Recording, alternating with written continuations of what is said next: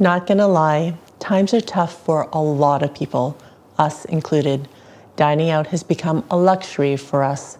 And in my opinion, the best deals in dining out are still Asian options, like noodles. We're living in a time where a bowl of noodles that used to cost $9 just a few years ago is now $18. But noodles are cheap and easy to make at home. Instead of paying for one to dine out, spend the same to feed 4 at home. Here are 4 noodle recipes that will save you money. Asian garlic beef spaghetti, Malaysian Laksa, Hoon Goreng, ginger scallion noodles.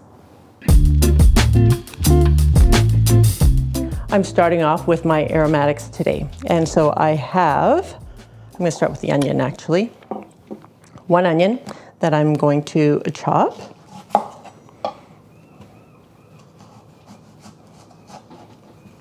And I like to keep the butt on the bottom of the onion so that when I am chopping, it just makes it easier. This is a little tip so it doesn't fall apart.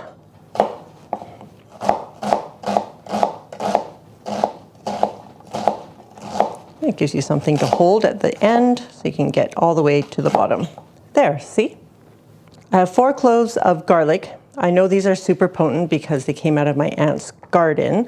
So if you want to add more or less, it's totally up to you. I want it really garlicky this time because I'm not adding ginger. And I'm just breaking the skin so that I can chop them up and remove the skin. I don't know if you can see how juicy these garlic cloves are.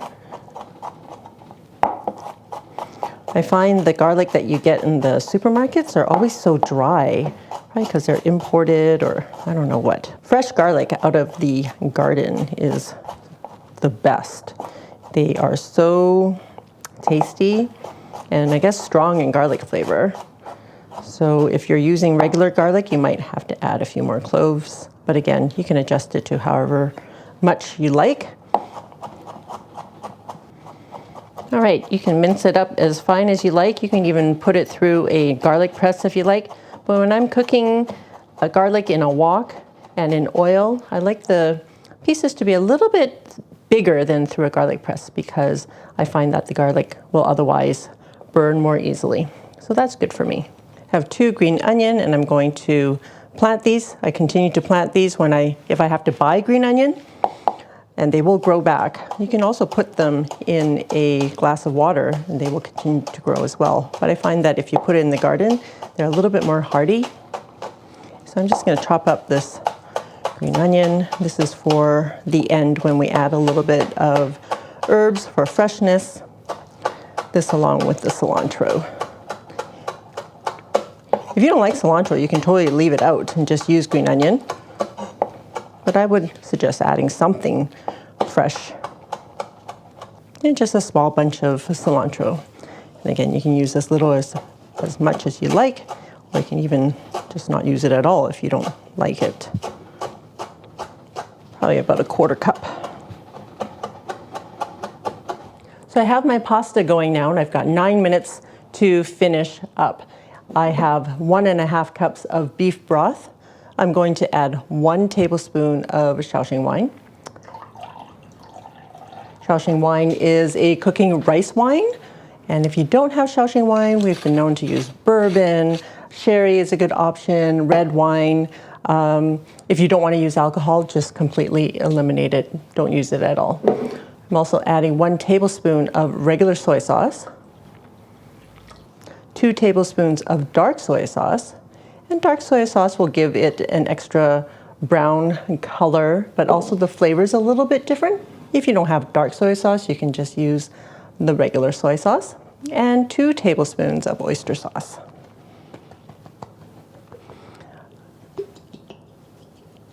Now, oyster sauce will give it some umami, some extra flavor. It really does make a difference in this dish, but if you don't want to use oyster sauce, you can use fish sauce instead, or just use soy sauce. It won't be a very complicated flavor. I guess it'll just be quite neutral. So the oyster sauce So there are people who don't like oysters, but it doesn't really taste like oysters. But there are also mushroom versions of it if you're allergic to oysters.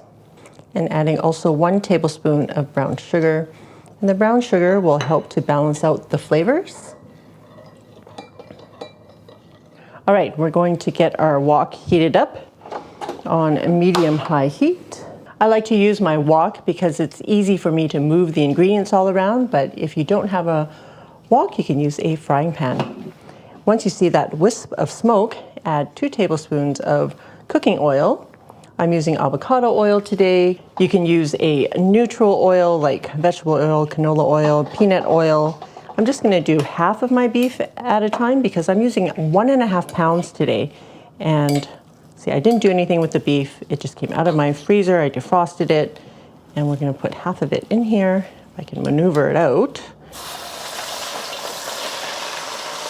We're just going to let that sear for about a minute before moving it around. Searing it will give it some added flavor.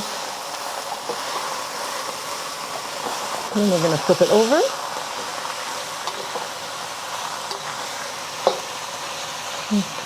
Give the other side a sear. Okay. I'm just going to start breaking it up and make sure that it cooks all the way through.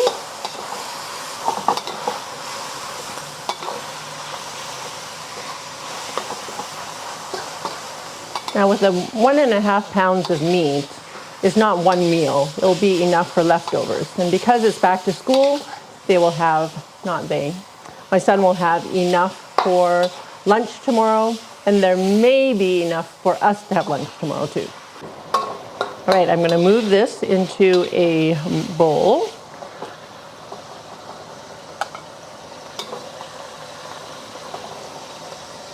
Okay, adding the rest of my meat. And repeating the same thing, just make sure to sear it on one side first. Right, searing the other side. Okay, second batch done, putting that in the bowl as well.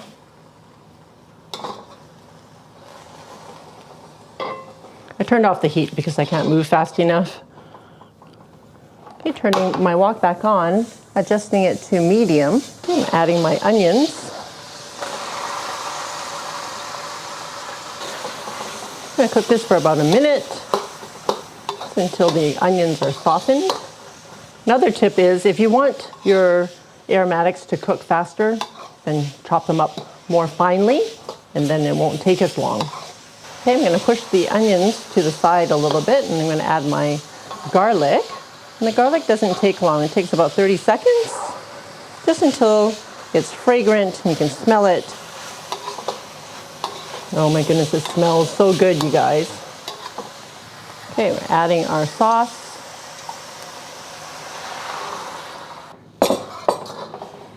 Okay, while that is coming up to a simmer, I'm going to make a cornstarch slurry. I'm going to use 2 tablespoons of cornstarch.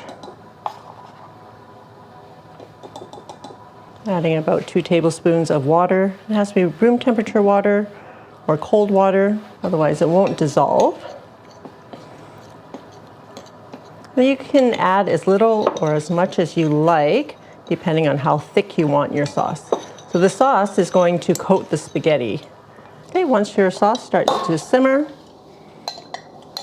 keep the sauce moving and pour in your cornstarch. Maybe half at a time just to make sure that it doesn't get too thick. It's already thickening up. Looks so good. You see how it's glossy, translucent. It smells amazing. We're going to add our beef back in.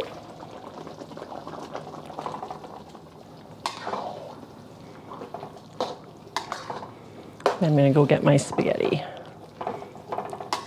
Just let the beef heat through. All right, so I started with a pound of uncooked spaghetti, and this is how much it gave me. I'm going to cook it in here for about a minute after we've tossed it all around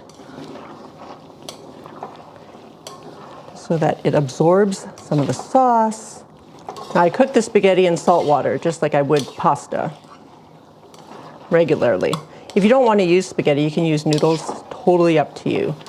But I find, you know, the spaghetti pasta is easier to find, maybe for some of you. Okay, once you let your pasta cook for about a minute, I'm going to turn off the heat. Add 2 teaspoons of sesame oil. I like to add the sesame oil at the end because if you cook the sesame oil, sometimes it will, well, always, it will burn off that sesame flavor, so there's no point. So adding it at the end, you can smell the sesame. We're gonna add our green onions and cilantro. And toss that in there for freshness.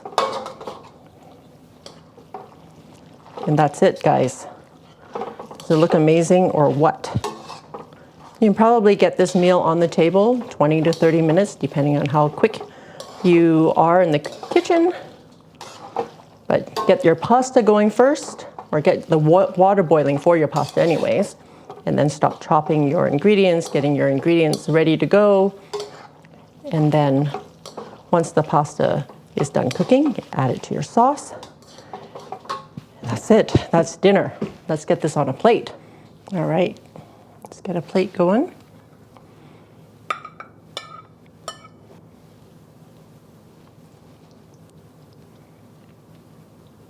All right, put on some leftover cilantro as garnish. I'm gonna start heating up my pot on medium. The cheater part is I am using a laksa paste.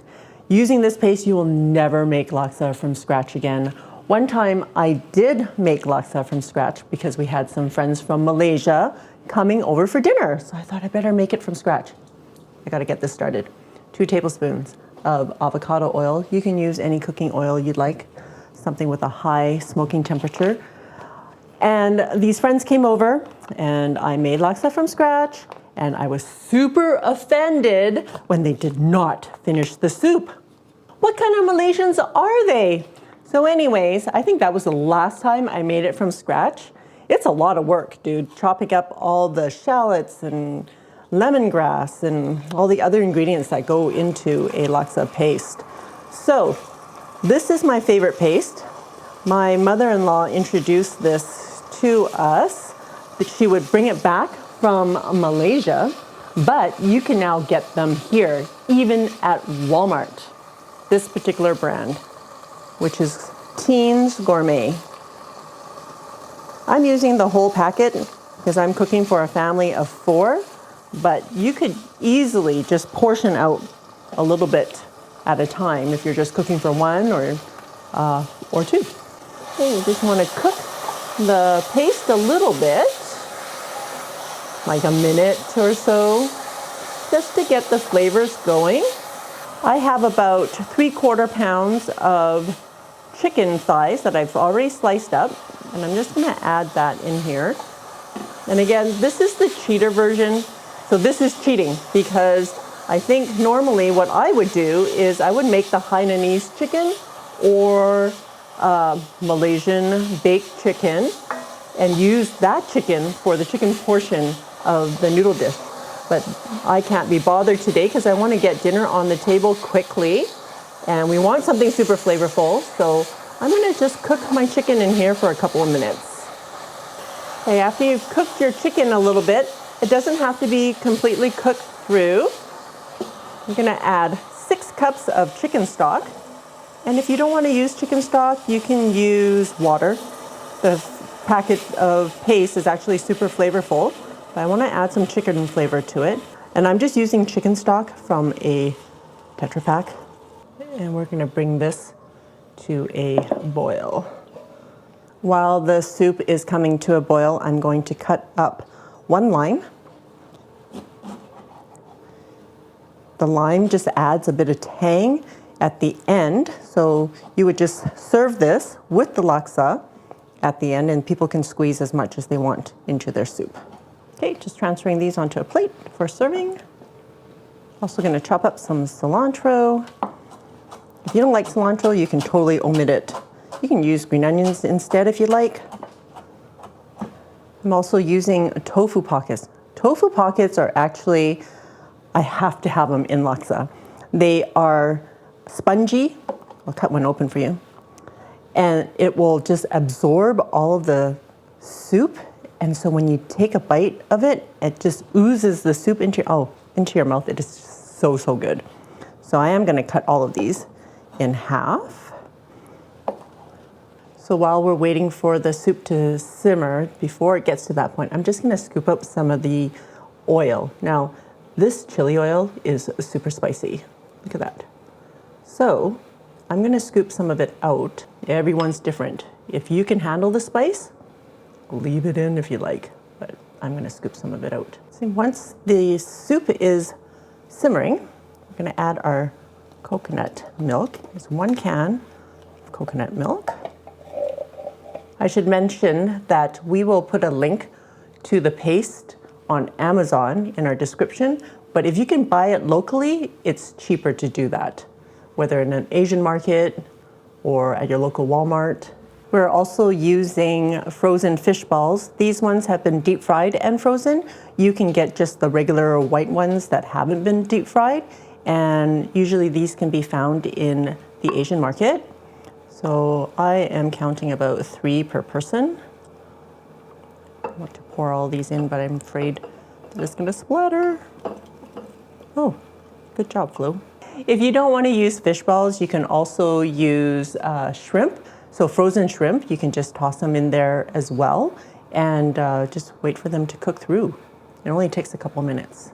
I'm also throwing in the tofu pockets. So while the soup is simmering and we're waiting for our fish balls to cook through and the tofu pockets to be heated through, and I'm just keeping it on simmer while we make the noodles. So I'm just using these yellow noodles. They're dried noodles. You can use vermicelli noodles. I know in Malaysia, traditionally you get like a little bit of both. You get a little bit of yellow noodle and you get a little bit of vermicelli noodles, which makes for a really interesting mouthfeel. But again, you can use whatever you like. Ramen, instant ramen noodles, spaghetti if you don't have any noodles. It would still be super flavorful meal. Oh my goodness, everything looks so good. Just have to evenly distribute all of the things. So I have 3 fish balls going into the noodles. Just 4 tofu pockets and some chicken.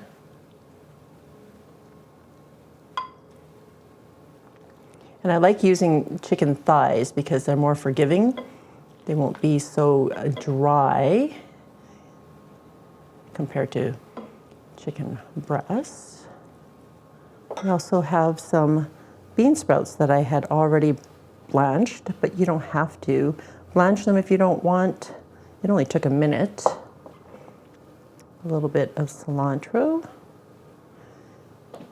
And last but not least, we can't have laksa without a soft-boiled egg or a medium-boiled egg. I like to use the sous vide method to make eggs because it comes out perfect every single time, and this is exactly how I like to do them. That's it. That's dinner. Plus serve it with some lime.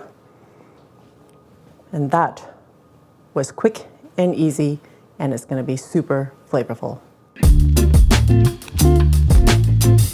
Starting with aromatics, I am cutting up 1 shallot. This was 1. I'm going to cut it up into strips today.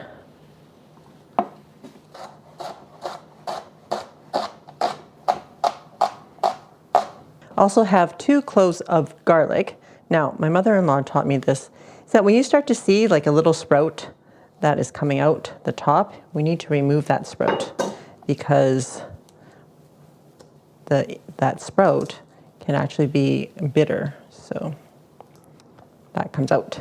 Just smash them a little bit so that it's easier to chop. And I'm not supposed to be doing that with my wrist anymore because they're not as strong as they used to be, which is why I like my mallet. But I couldn't be bothered with going in to go get it. I'll pay for it later. And chop your garlic as finely as you like, or keep it chunkier. Totally up to you. I do find that chopping it gives it a better texture in terms of cooking it in Chinese cooking.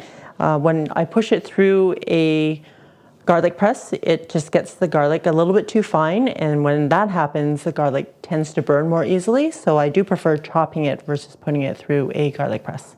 For my vegetable today, I am using Chinese yu choy, and it is a green leafy vegetable, and I'm going to just leave it in stalks, but I'm going to cut these down because they're a lot thicker than the leafy part. And we want it to be able to cook evenly. So leave these, just cut these down.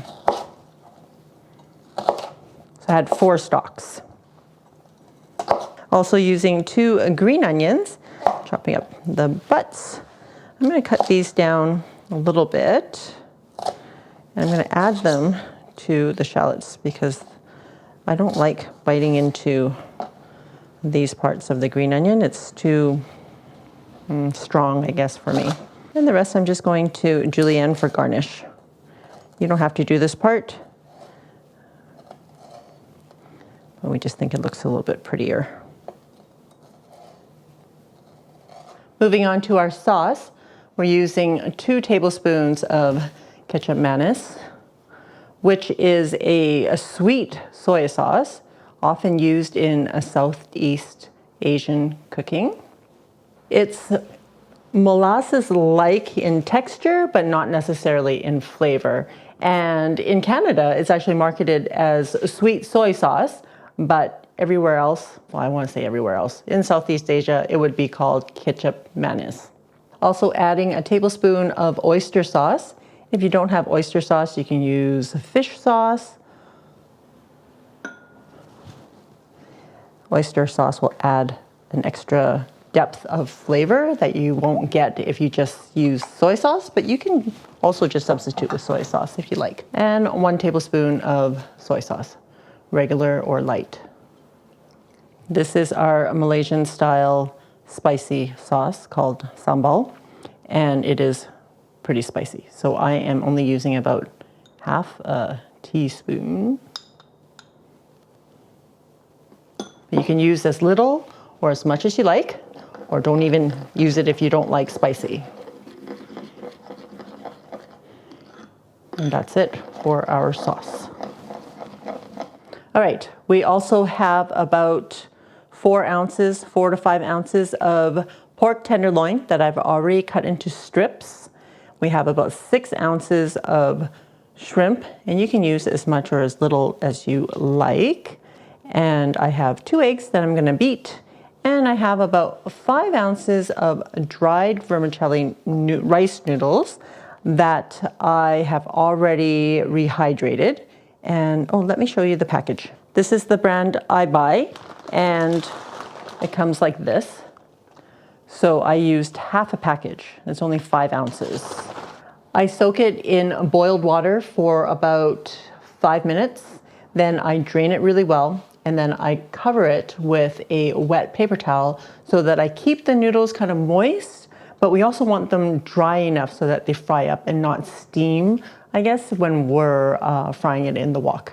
So I'm just gonna beat the eggs. Wow, look at how big that yolk is. Heating up my wok on medium-high. If you don't have a wok, you can always use a large frying pan. I like using a wok because I can mix all my ingredients really well and easily, but you can carefully do that in a larger frying pan. Okay, once you see that wisp of smoke, adding about a tablespoon of cooking oil. I'm using avocado oil today. And we're gonna do our eggs first.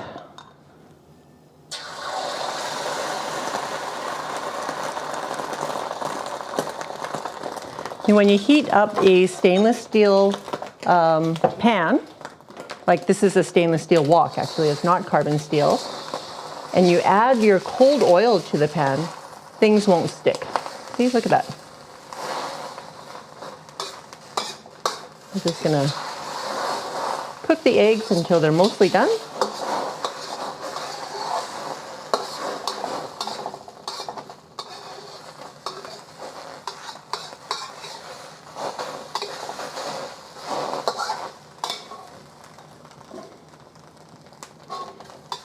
I'm going to remove it and turn off the heat. I'm going to remove it and put it back in your bowl. All right, in my hurry, I didn't do my noodles, so we'll do them now. So about a tablespoon of oil again. Just a neutral cooking oil will work just fine. I'm going to add our noodles. We just want to fry it up to give it some flavor. I'm just going to leave it there for about a minute.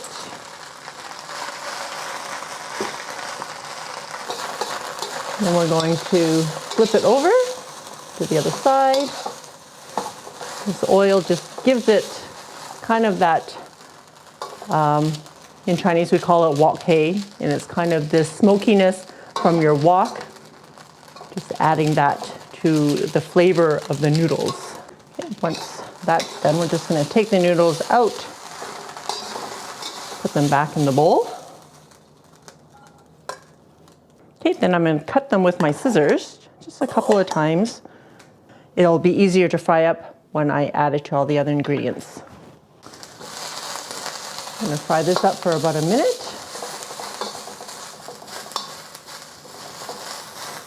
And adding the garlic. Garlic's only going to take about 30 seconds. Just want the garlic to be fragrant.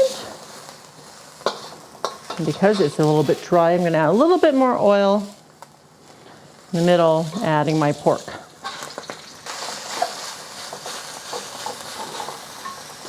We want to let the pork sear for about a minute on one side before moving it around. And that adds to the flavor of the whole dish. And another minute on the other side. Mix everything together.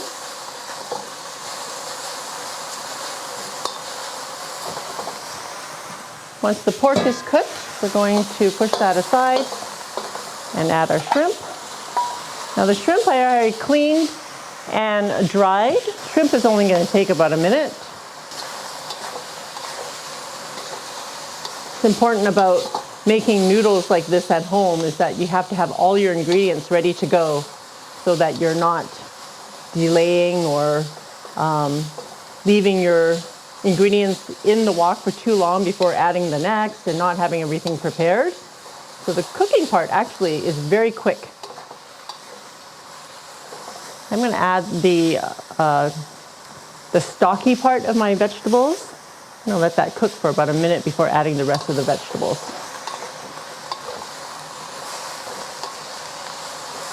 Okay, adding the rest of the vegetables. I just want the vegetables to wilt a little bit. Oh, it smells and looks so good already. This is like one of those one dish meals. You've got your protein and your veggies and your starch all in one. All right, once your vegetables are a little bit wilted, we're going to add our noodles.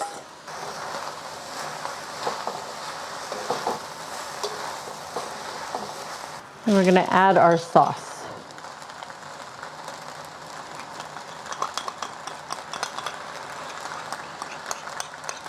And this part we have to be patient. I'm going to turn down the heat a little bit to like a low. And we want all the sauce to get into all the noodles so that we're not left with any white colored noodles, but that everything is brown and evenly colored.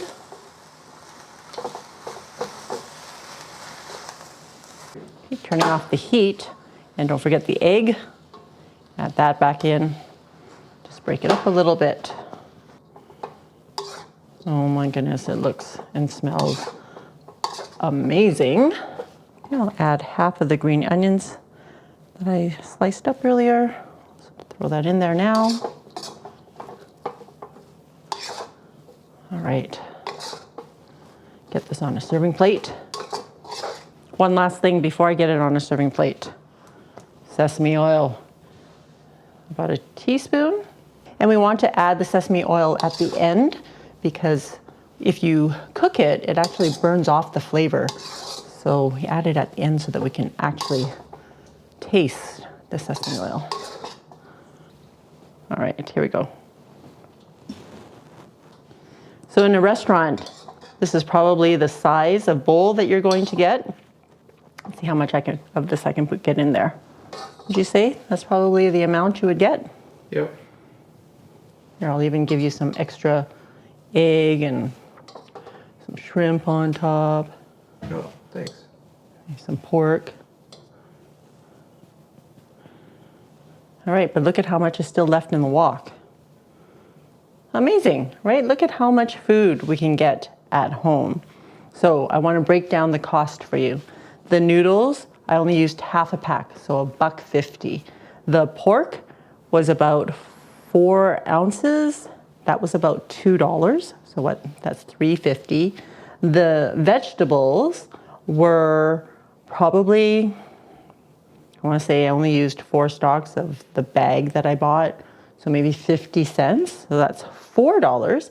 Plus you got a couple of eggs and, oh, the shrimp. The shrimp was probably most expensive at $5.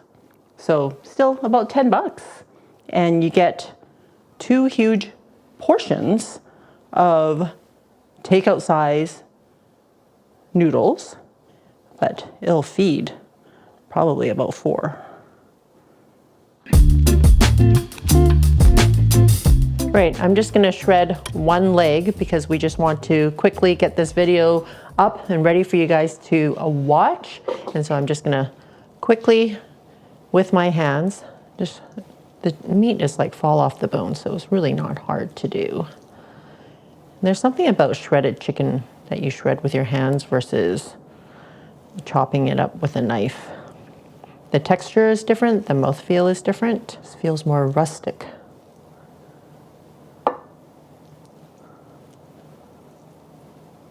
You're welcome to keep the skin or remove the skin. Totally up to you guys. I have to say that the Costco chicken really is very good. It's always juicy and it's inexpensive compared to all the other ones that we can get around town at the supermarkets. I always find they're way more expensive and they're far more dry and less tasty. So Costco's got something good going on. Next, I'm going to make my ginger and green onion sauce. I'm making quite a bit here because my family loves this sauce, but you can totally cut this down by half or even less depending on how much you want to make. So I am going to cut off the butts, and the ones I can, I'll plant. I'm just going to chop these parts a little bit more because personally I find them too chunky. All right, we're just going to transfer this to a bowl. And again, guys, this is a lot because my family is ridiculous. They will just spoon this over rice, chicken, noodles, whatever you want. They'll have it if we have it available. I have a giant piece of ginger. It's 2 ounces. I've already peeled it, and you can just peel it with the back of a spoon or the back of a knife. You don't need a sharp edge, and the skin will just come right off. I'm going to use my grater because I find that the grater gets the ginger finer than I can with a knife. So that's what I'm using. All right, I think this is as far as I can go without getting my fingers caught in there. It smells so good, guys. Right, we are going to heat up our saucepan on medium high. I'm adding 3 to 4 tablespoons of avocado oil. If you're not using avocado oil, you can use a neutral tasting cooking oil, whether it's canola oil, vegetable oil, corn oil, grapeseed oil, any of those. I wouldn't use olive oil because that will add an odd flavor to this dish or to the sauce. So make sure that your oil is neutral tasting. Also adding about half a teaspoon of salt to the ginger and green onion mixture. As soon as you see a whiff of smoke coming off the oil, or you can see that the oil is glistening and hot, and turn off the stove, and we're going to carefully pour this over the mixture.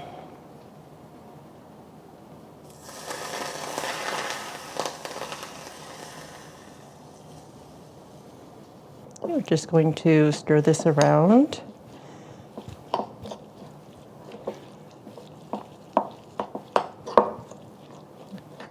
This smells incredible, you guys. So after you add the oil, it actually shrinks down a little bit, but this is perfect. And we're just gonna set this aside. Okay, in that same pot, I just added half a pot of water. I'm only gonna make one ramen pack, so I don't need a lot of water, but I didn't wash the pot either. So just on high heat, just gonna bring this to a boil. While we're waiting for the water to boil, I'm going to make my sauce. I'm using 2 tablespoons of light soy sauce, regular soy sauce, 2 tablespoons of dark soy sauce,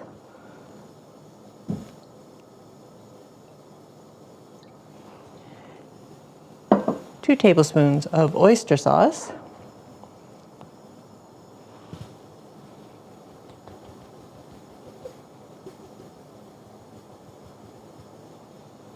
1 tablespoon of white sugar. That helps to balance out all the flavors, and a tablespoon of sesame oil.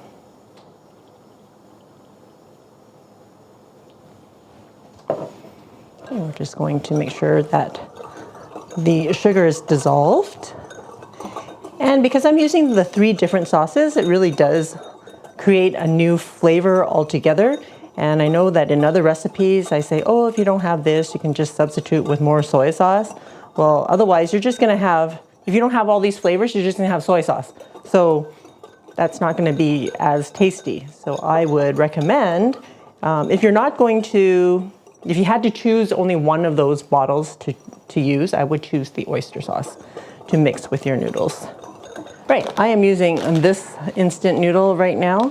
It's probably the one I see most common in Hong Kong style cafes where this recipe kind of originates from. And I like the texture of these noodles. So I'm going to cook this for about 2 to 3 minutes. You don't want to overcook it. Okay, turning off the heat. That was about 2 minutes. And they're perfect for me.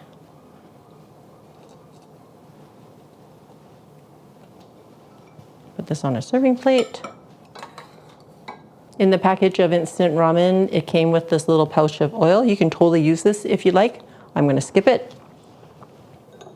I'm gonna pour a little bit of sauce over the noodles. And you can serve it with more sauce so they can add their own, whoever's eating. Top with the chicken.